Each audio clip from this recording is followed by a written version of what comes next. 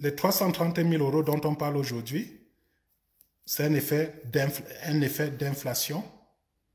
C'est un montant d'argent fictif qui n'est jamais parvenu dans les comptes SCSI. Il n'y a jamais eu, comme l'audit du président Pende Koka peut le laisser penser, il n'y a jamais eu de compte parallèle. Il n'y a jamais eu, je le dis d'autorité, il n'y a jamais eu de compte parallèle. Les 330 000 euros ici, comme je l'ai dit tantôt, c'est un montant fictif. La première fiction vient du fait de la conversion de monnaie, des montants entre différentes monnaies, entre le dollar canadien, le dollar américain, la livre sterling, la conversion en euros juste pour les besoins d'affichage. C'était ça, juste pour les besoins d'affichage. Je vous ai dit, quand on mettait 5 euros, 5 dollars aux États-Unis, le logiciel qui servait d'interface, qui devait en fin de compte nous afficher le montant disponible, le montant encaissé, prenez ces 5 dollars-là et les convertissez en 500 euros comme monnaie de référence qui vous donnait cet affichage-là. Même chose en livre sterling. Quelqu'un mettait 5 pounds. Le logiciel qui prend pour nous donner l'affichage convertit ça en 500 euros. Vous voyez donc, on additionne tout cela. Si je reste de manière relative, je prends toutes ces monnaies étant équivalentes. Vous voyez que pour 10 dollars, pour 10 euros qu'on aurait mis dans les comptes, le logiciel nous a déjà affiché 1000 euros. 1000 euros. Voilà le premier élément de justification de cette inflation que vous voyez.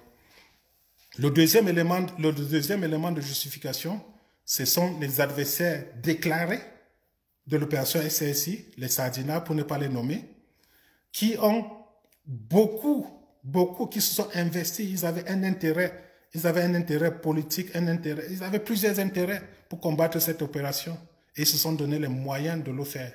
Ils se sont donné les moyens de le faire non pas en utilisant de l'argent réel, mais en utilisant les éléments de criminalité pour pouvoir dénoncer le compte PayPal comme étant un compte criminel entretenu par des entreprises criminelles.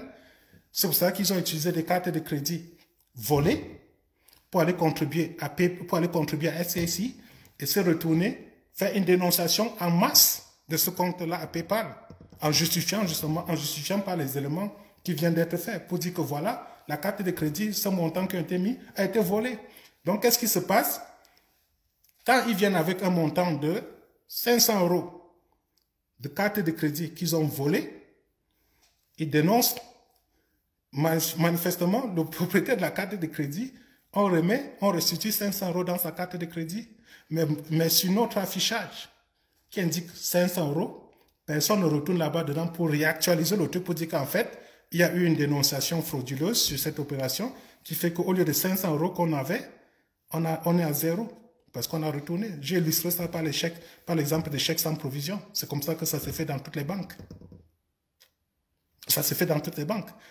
Mais ici, une autre différence ici, c'est que on n'avait pas accès. Le logiciel utilisé, c'était une interface entre PayPal et Stripe.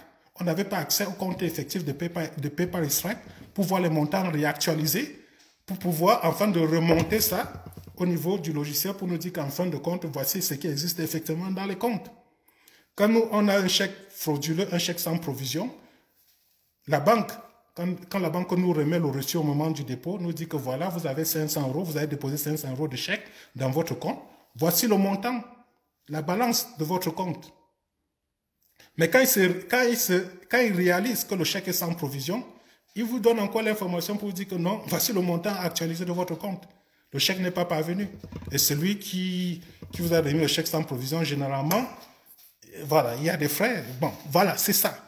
Voilà les deux éléments essentiels qui nous ont permis d'avoir cette inflation de 330 000 euros qui est plus ou moins querellée aujourd'hui. Voilà ça. C'est aussi simple. Aussi simple. Aussi simple.